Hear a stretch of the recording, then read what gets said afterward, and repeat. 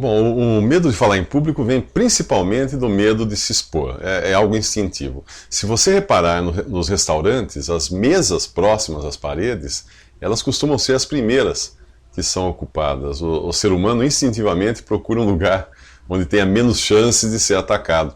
E isso acaba se revelando em boa parte do nosso modo de ser, inclusive na hora de falar em público.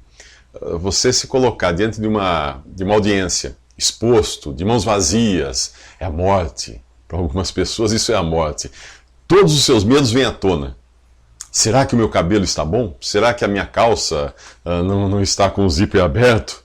A barra da calça ou da saia está baixa ou alta demais? Cadê a voz? Sumiu a voz!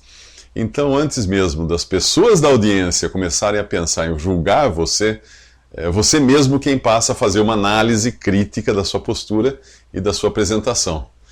As pessoas que exigem muito de si, e as pessoas que exigem muito de si, elas sofrem mais numa hora assim. Resumindo, o medo de se expor pode criar o desastre que a pessoa estava querendo evitar. Muita gente passa horas preparando o que vai falar, quando deveria passar bons momentos se preparando para falar. São coisas distintas. O que você vai falar é o seu conteúdo, mas se você não estiver emocionalmente preparado, de nada adiantará ter uma pasta cheia de genialidades para você apresentar, que vai ser um desastre. O sintoma mais comum do medo na hora de falar é aquele temido branco mental. Aquela sensação de que você esqueceu tudo o que tinha preparado para falar e não vai conseguir fazer mais nada agora.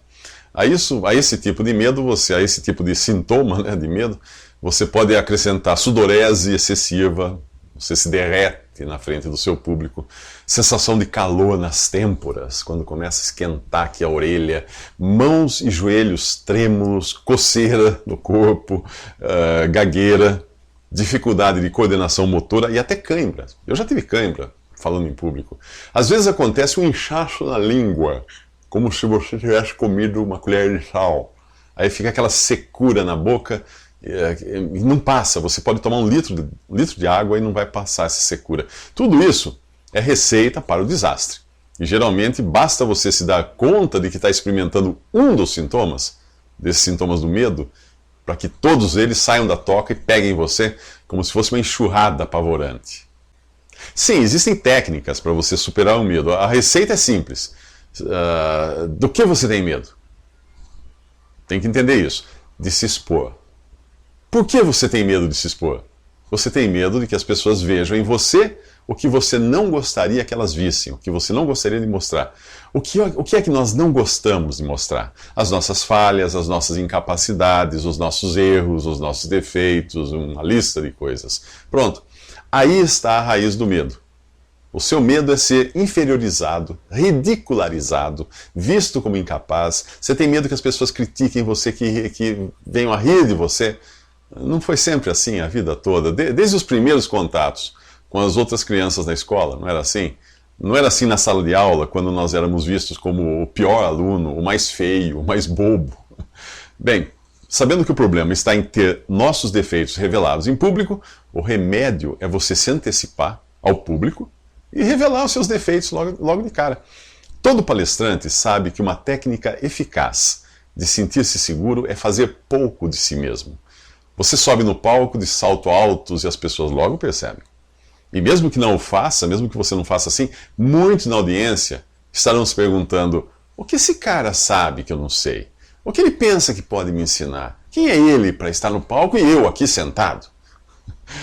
Antes que a audiência massacre você em pensamento, o melhor mesmo é você partir para o automassacre, contando alguma história engraçada a seu respeito.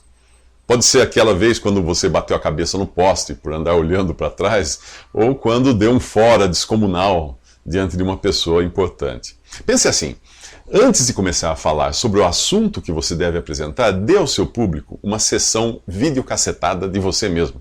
Você é o autor, você é a vítima das videocassetadas. Isso vai criar em você uma transparência. É dessa transparência que você precisa. Você vai se virar no avesso diante daquele público e vai criar, no mais ferrenho crítico que estiver ali sentado na audiência, naquela plateia, vai criar a ideia de que ele está diante de um completo idiota, você. Não se preocupe.